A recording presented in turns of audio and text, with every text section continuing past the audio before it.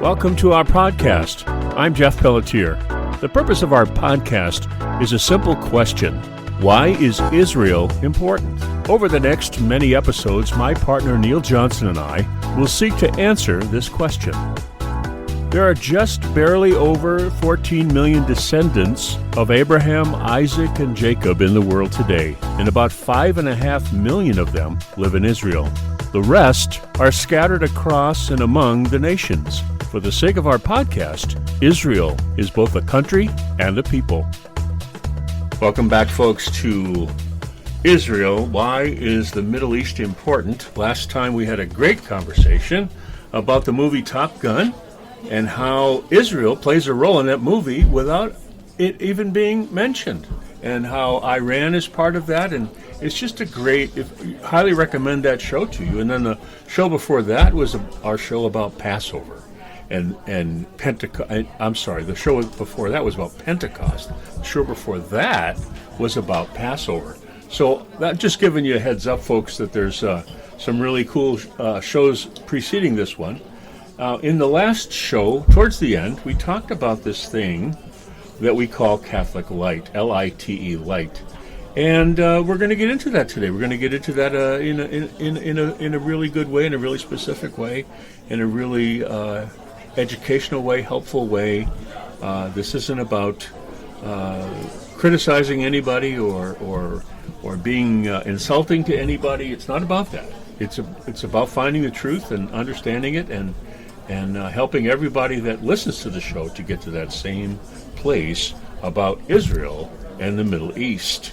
Okay? Because as we said a couple shows ago, I forget which one it was, but we said that the Bible begins in the Middle East and the Bible ends in the Middle East.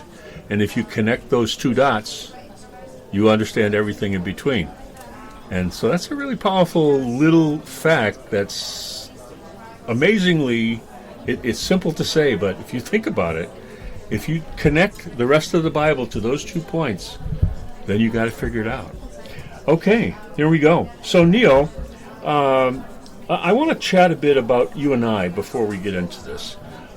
So I'm just going to talk about myself a little bit, just so people. I mean, I'm on LinkedIn, folks. You can find my LinkedIn. You can find my Facebook page, or you can find our Facebook page. Israel, why is the Middle East important? All of these things. But I come to this conversation having done a couple of other programs and a podcast that I do about life's core purpose, which is something that I work on.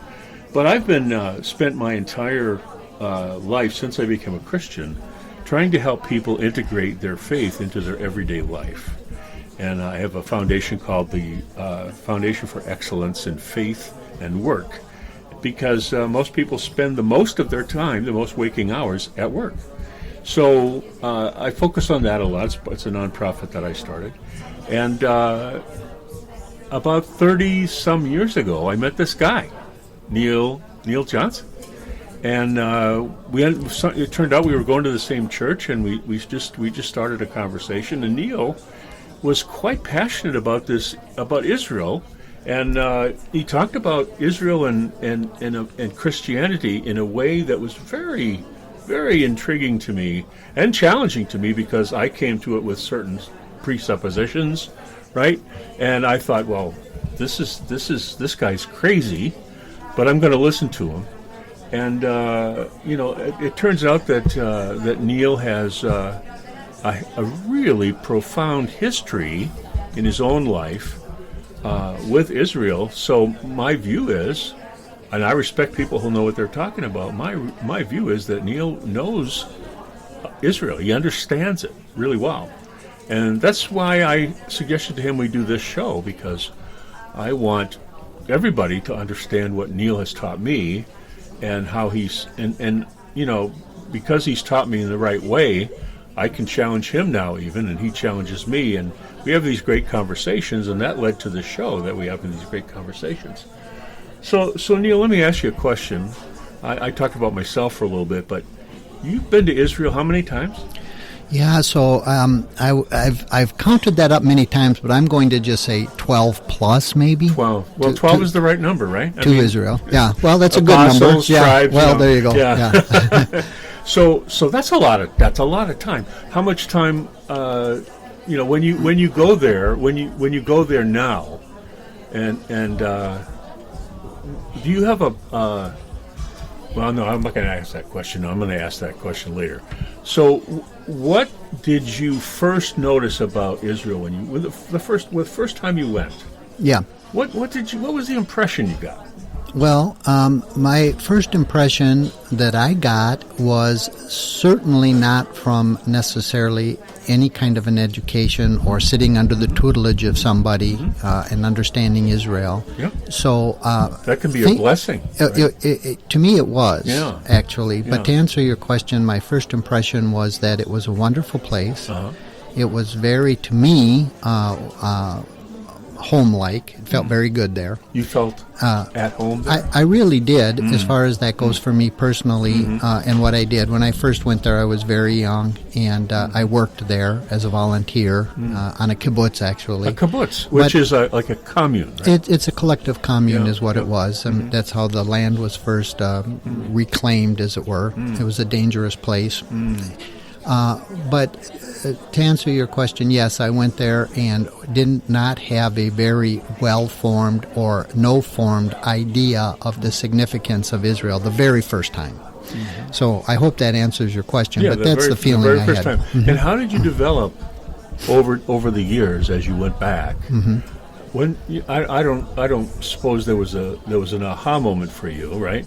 Because you're not that kind of guy. You things appear to you and they connect. The dots connect for you, and then you start to develop an opinion. But what's the understanding you got? Right. Yeah, so for me personally, I've actually been asked that in the past, as though I sat under, like I said, the tutelage of somebody, now I know about whatever the doctrine du jour is, whatever it is, and mine was Israel, so who taught you that? Well, what I always say is, that's not how it worked for me. What worked for me is I simply read the Bible. Because people ask me that, and I think I've told you, and even on air before, people say, well, how did you come to that conclusion? And I said, it's very simple. It's in the Bible, which kind of relates to our whole idea of the plain and literal. So did you come to the Bible come to the Bible with the idea of learning about Israel? Absolutely not. Oh, okay. I knew virtually nothing about Israel, and still to this day feel like I know nothing about how can you know the enormity of God's land, God's people, God's ideas, God's concept. I mean, as soon as we invoke that idea of God, we have really said to ourselves, I have now disqualified myself from rendering any opinions about this because it's beyond my pay grade, right? Yeah. But nonetheless, I was quote-unquote saved, if you will, had a Damascus Road experience with the reality of the spirit realm, never brought up in that, and started reading the Bible. But the first real, as you could say, church I went to where there was teaching, only in hindsight do I realize, well, that was a very anti-Semitic church. I didn't realize it at the time. Interesting. Yeah. Okay. So you went to what turned out to be an anti-Semitic church, or a church that really doesn't think Israel is important. And that's more what I mean by anti-Semitic, not outwardly hostile, but just the basic sort of commonly understood assumptions based on innuendo and reference and quips and stuff. They were not Jew-centric or Jew-thankful or Israel or Israel-centric or Israel-thankful. They were quite the opposite. Well, not said, it was just well understood that, well, we're the ones who ultimately are the heirs, and we've got it. All right. Well, stay tuned for more about that, folks, as we get into Catholic Lite in a few minutes here. So I consider you, Neil, because you've been there 12 times. You've worked there. You have connections there. You are very well plugged in. You read a ton, and you've turned me onto it. Some Rabbi Weiss, is that the guy? No, I forget his name. Anyway, there's a rabbi that I read a lot, and that you turn him on to me. and turned me on to him. Sorry, and so I consider you, from my perspective, it's just my perspective, an expert on Israel. And as you just qualified, as we say at the very end of the show, you don't know anything. Right. Right? And we talk about that at the very end of the show. The only way we learn is by not knowing and being willing to learn. Correct. And the willingness to learn comes from first believing that you don't know. Right. And you're never going to arrive, Right. as opposed to Yes. somebody who has credentials and says, I am the expert, and boy, are you lucky to have me here. It's a mindset, in other words. Exactly. And, it's a mindset. And I have to be careful because I choose to more downplay anything I may know, but knowing means nothing. Yes, that's Just right. to know a fact or a detail or a scintillating combination of details is nothing, is less than nothing. It's less than nothing. But it is as you say, a mindset that is essential to learning. That's correct. That's exactly right. You cannot learn if you know everything. Right. Or if you're quote unquote, and I appreciate it, but if you accept in your own spirit that, hey, I am an expert, that's to me as my personality makeup, that's a dangerous place to be. Well, the people I know who think that of themselves, you can't tell them anything. Right. Because they know. And they'll challenge you immediately. Yeah, exactly. Yeah. They aren't willing to listen to even what you say because they know. Right. And so I never want to be that guy or that gal, whoever. Right. I don't want to, and you don't want to be that guy. And the way we do it is because the Bible is so full of great truths that for many people are undiscovered because they know. Right. And once you know, you don't see it. Right. You don't see anything. Right. So we're going to talk about that in a second when we get into Catholic Lite, so stay tuned for that, folks.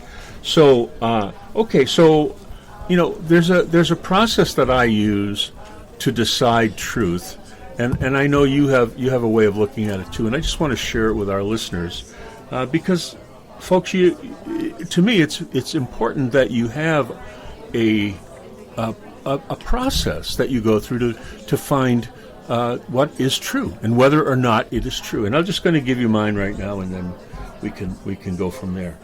The first question I ask is it in the Bible? If I can't find it in the Bible, right away I suspend belief. Okay, I'm not sure about it.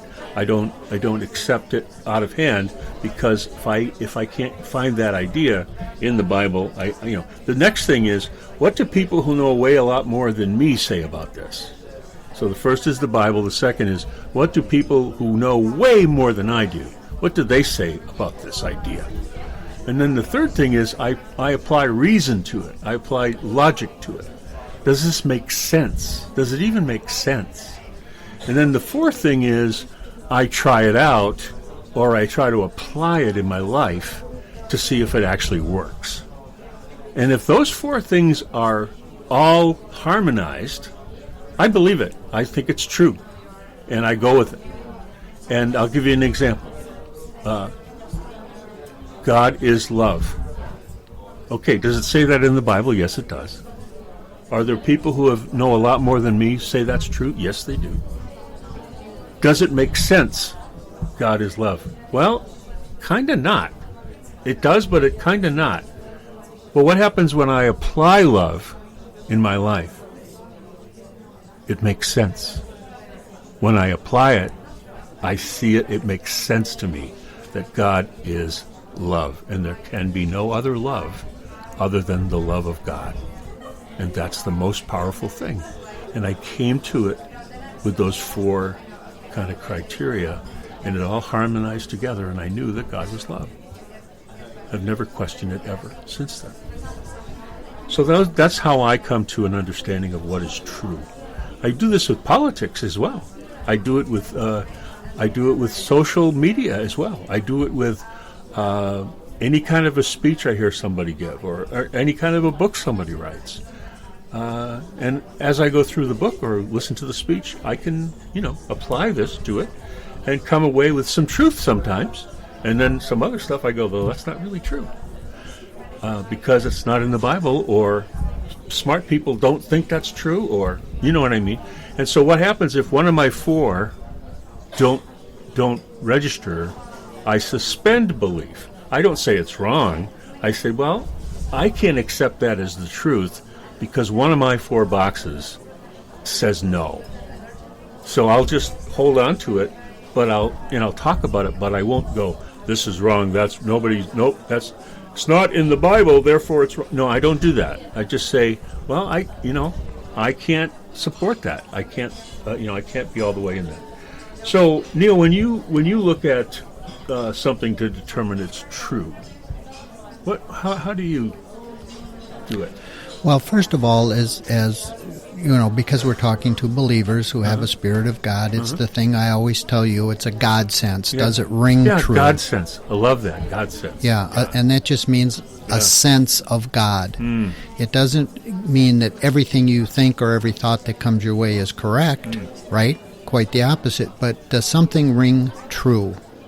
And so that would be my first thought, is does it ring true? Because usually when you hear something novel for the first time, as a human being, your reaction is to knee-jerk and try to find 100 reasons maybe to counter it or whatever, depending on the situation.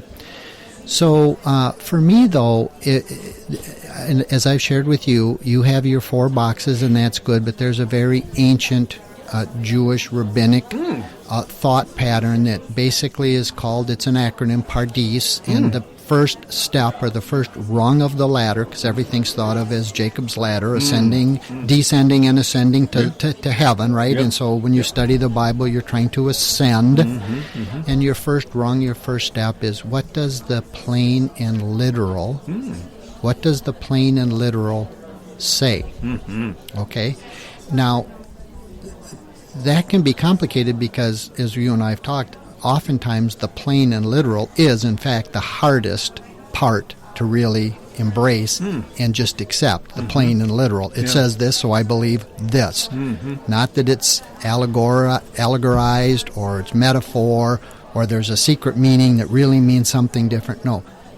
I believe exactly the plain and literal. Now, that can cause its own problems. I get that, and that we won't go off on that tangent, but that's the first step. So another way of saying that is you accept it on face value. Well, you have... What does it say? Right, and of course we're going to process that, as you said, with all kinds of our assumptions and our place on the globe, and whether we're influenced by Freudian thought or Greek thought in the past, or this philosopher or that philosophy that was rampant in the culture, because that controls your thought. Just like today, we're controlled by our thought.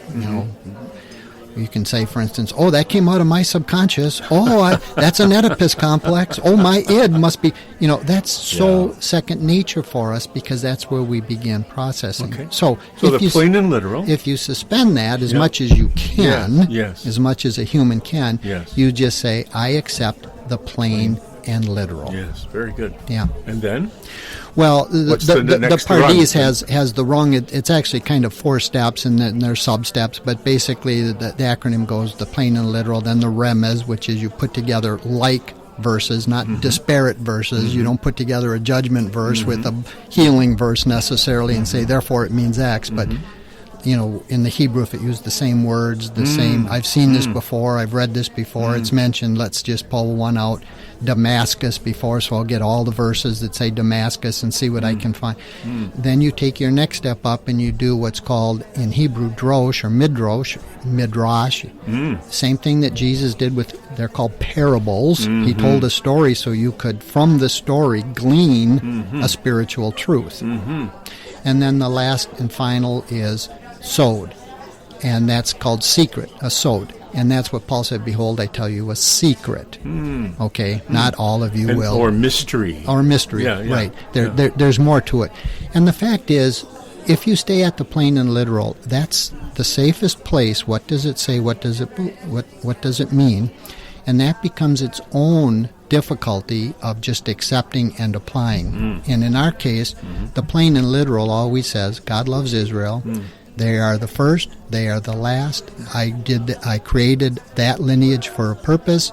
The land is mine. I own the land. I give it to Israel to basically live on, kind of, so to speak.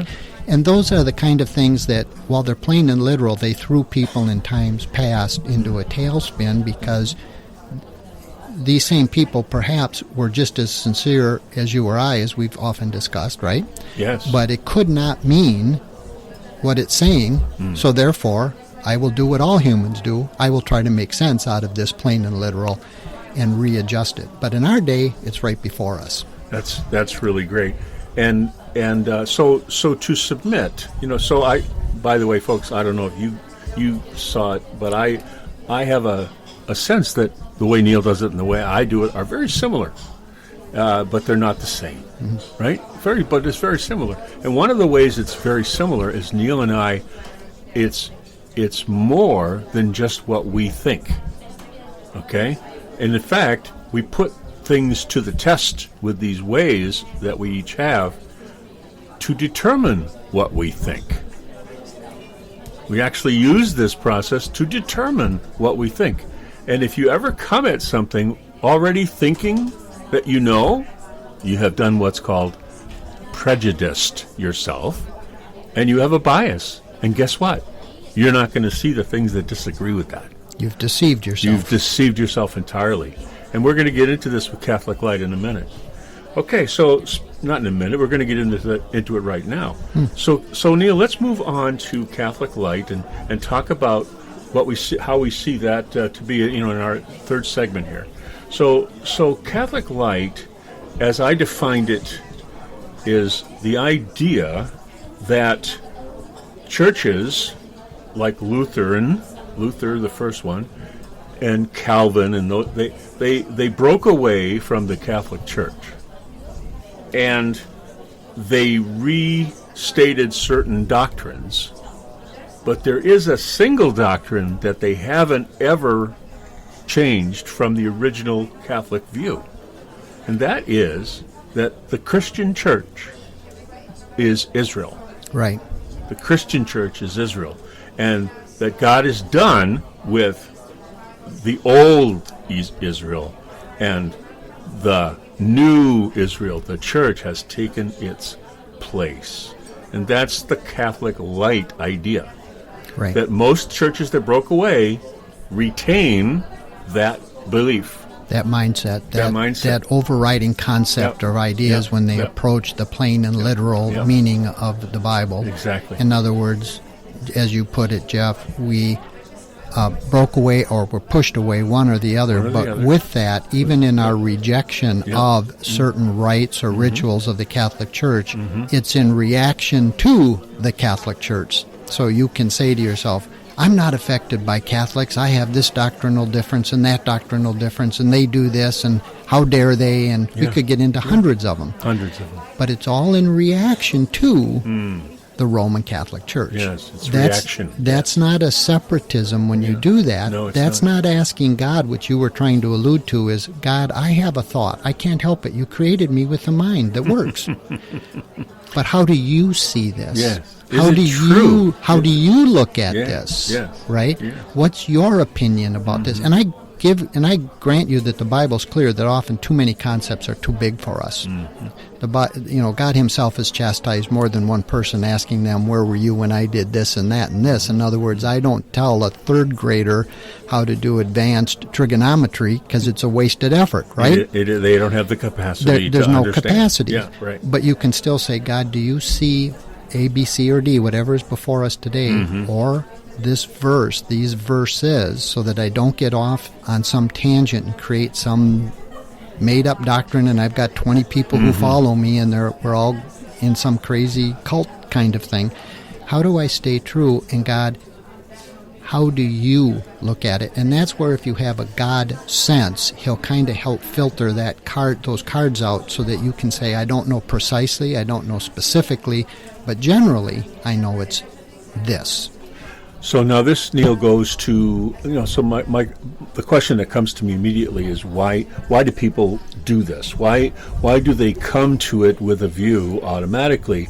And you made a comment before we started about how people learn at the beginning of their process. And what's that called again? Yeah, it's called the law of first learned.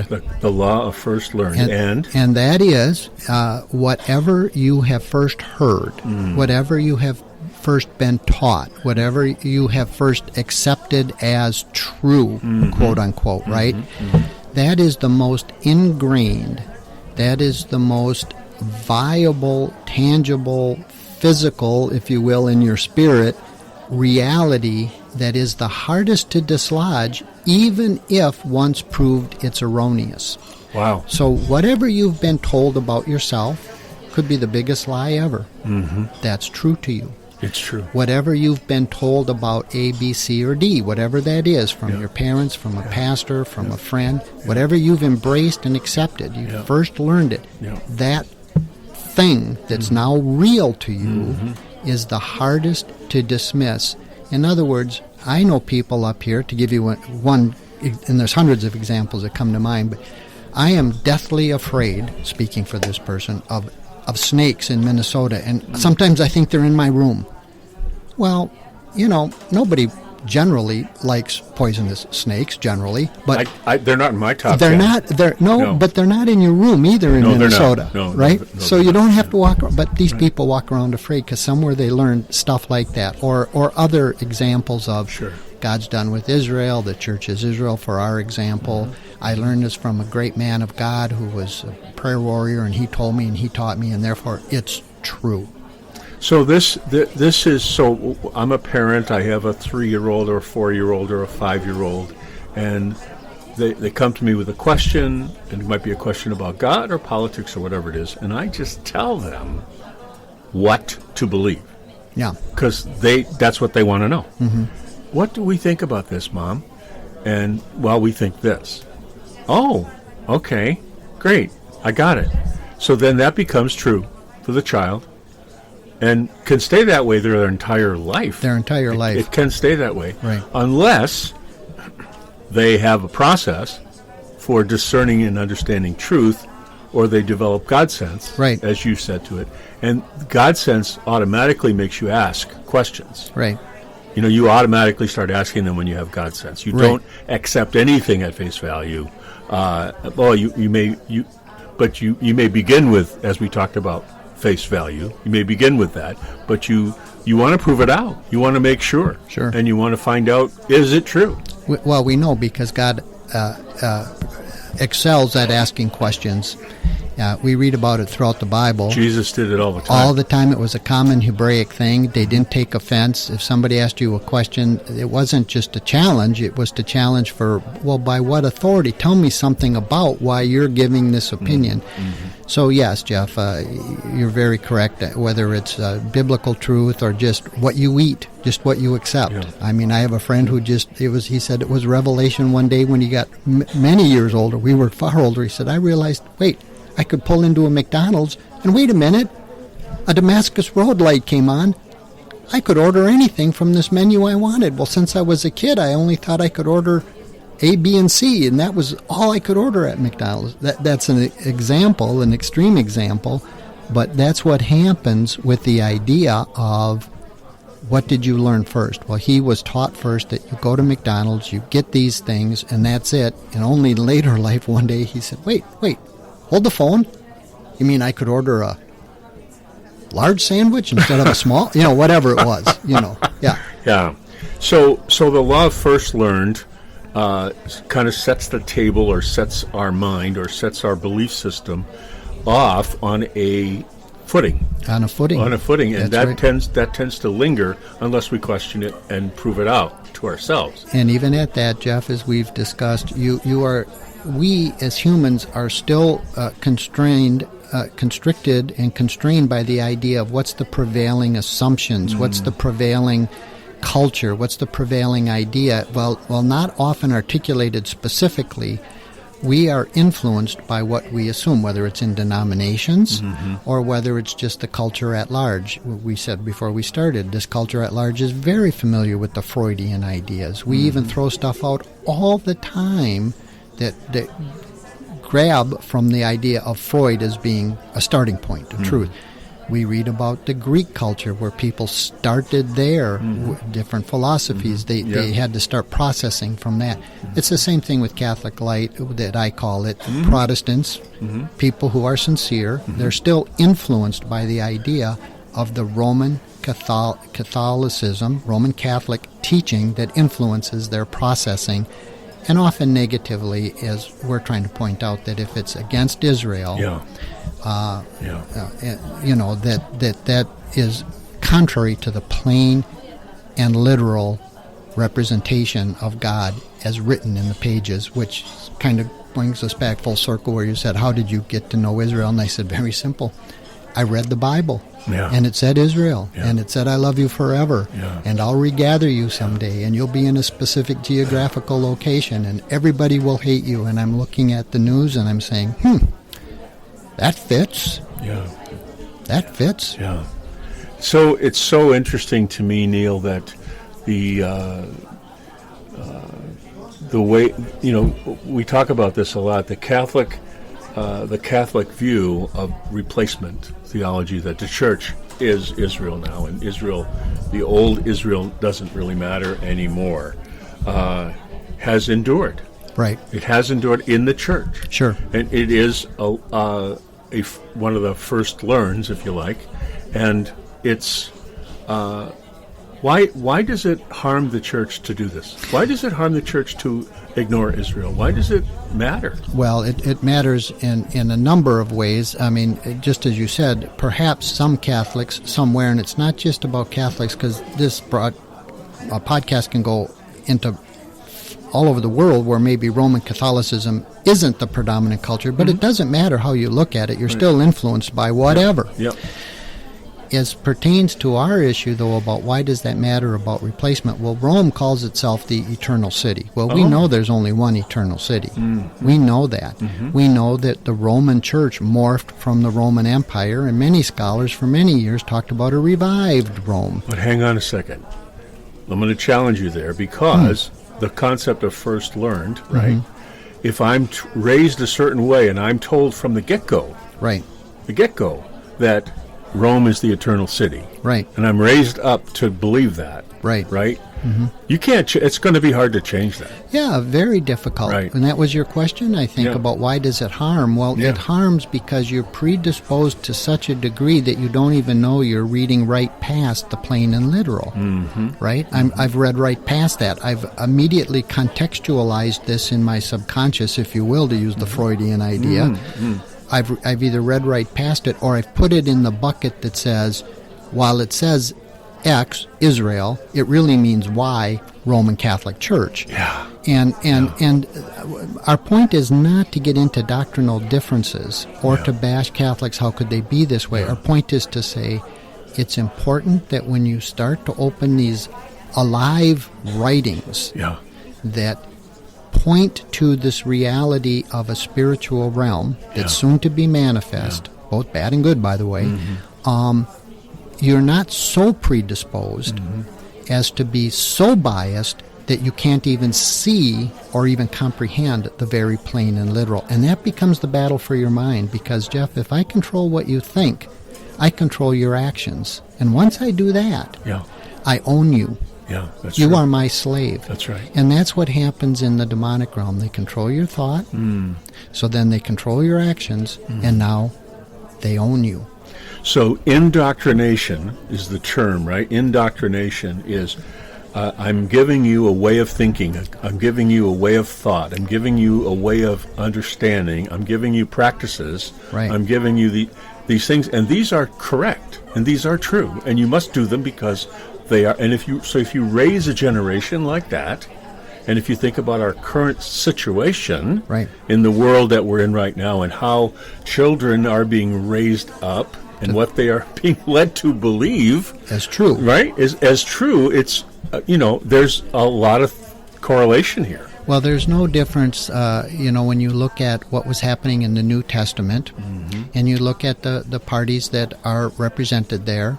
We talked about them a little. The Sadducees are very well represented in the New Testament writings. The Pharisees are very well represented in the New Testament writings. The Essenes, more by inference than specifically called out. And then what's Josephus called the fourth philosophy, this overarching thing of Israel. Those people had a mindset. It was all basically coming from the Torah and the writings, the prophets, and so on, biblical and extra-biblical, of their centrality. They thought they were central, and they were correct, and they are correct today, right? Yes. So if you raised a generation of kids like we have today, young people, right? Yes. And you tell them, this is what love is. And anybody who does something different is a hater. Right. They're evil. Yes. Well, once you've pointed somebody as evil, Yeah. as Adolf Hitler did and his gosh. henchmen, they understood this Oh my psychological concept so well, and spiritual concept, that it becomes incumbent on you Yeah. as a loving person Yes. to do something about that cancerous evil person Yes. who doesn't think like you. Yes. And it becomes based on what you've created, which again goes back to our idea of either the Jacob's ladder with the pardis or your 4 boxes, something that keeps you solidly, as much as possible, in the idea of being orthodox, if you will, Yeah. kosher, if you Kosher will. or correct or right. That's or, consistent with Yeah. the Scripture and Yeah. not inconsistent. So as Yeah. we've talked about, Jeff, it's important to know that these concepts can lead you astray. It's a battle for your mind. You must ask God, how do you look at things? Not how does my teacher, preacher, doctor, sect, denomination look at things, but God, I've read this. This seems contradictory, and it often is contradictory. What's the plain and literal, and how do you look at it? And that becomes the battle for this whole idea of Catholic light. So the idea of Catholic light isn't about the Catholics necessarily or the Catholic Church. It's about a predetermined mindset about, in our case, Israel, right? Our case, Israel, but about truth in general. And that's right? how we use the term Catholic light. Yeah. It's a mindset. That's why we use that term, because it's an example of how that predetermined mindset can affect your inability to see the truth in something. Just like if we were in Hellenized Jewish times, and we said, Jeff, I use the term Stoic light or Epicurean light or something like this. It just we're trying to say. We're not trying to point out all the doctrinal differences of Roman Catholicism, just like we went with the Mormons or Jehovah's Witnesses or anybody else who's got their doctrinal. It's the idea of what's influencing and informing our approach to understand as best we can the plain and literal meaning. And if we do that, we come to the idea that Israel is central. They're back in the land. It said it would be this way before the presaging of the Messiah, and so on. So all the sort of details we can disagree on, nobody knows precisely. We have all kinds of doctrinal differences, health, healing, rapture, no rapture, all kinds of things. But all we can agree on from the plain and literal is there's Israel, there's the ancient people, no other ancient people, no other ancient people. That's right. There's Jerusalem, the ancient city, right there. never been a capital of any people but the Jews, but the Israelites, ever.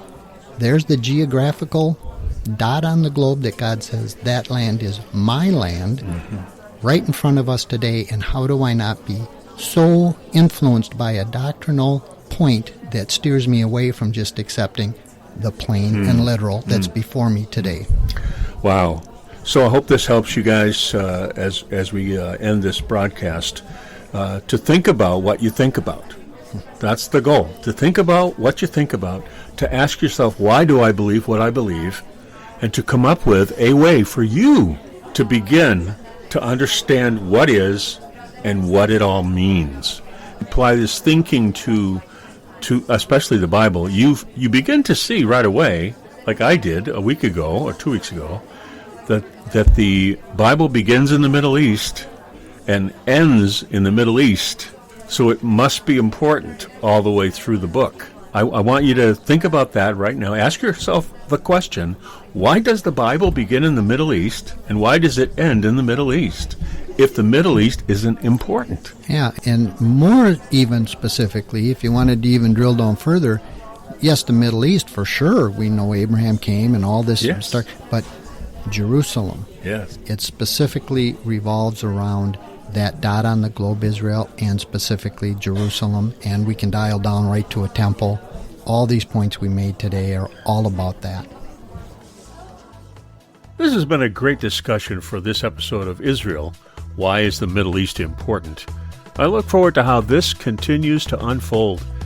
As you can tell, Neil and I enjoy talking about the subject as it helps us to get to the root of the matter about God and why Israel and the Middle East are so important.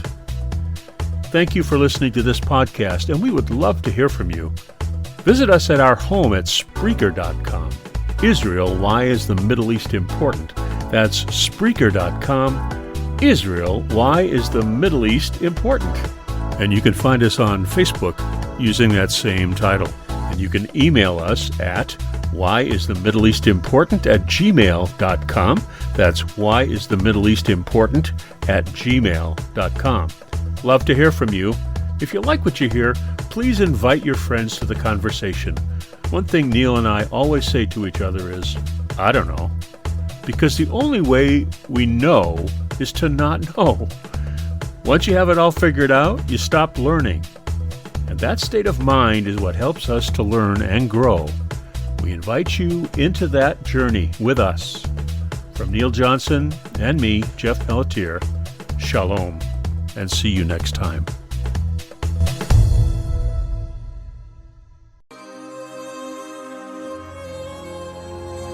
יברכך אדוני וישמרך,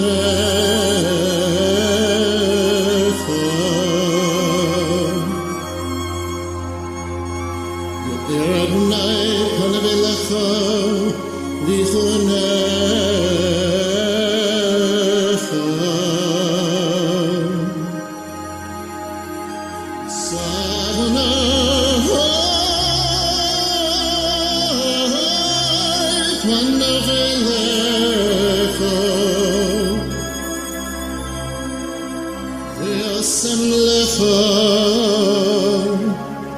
Shalom.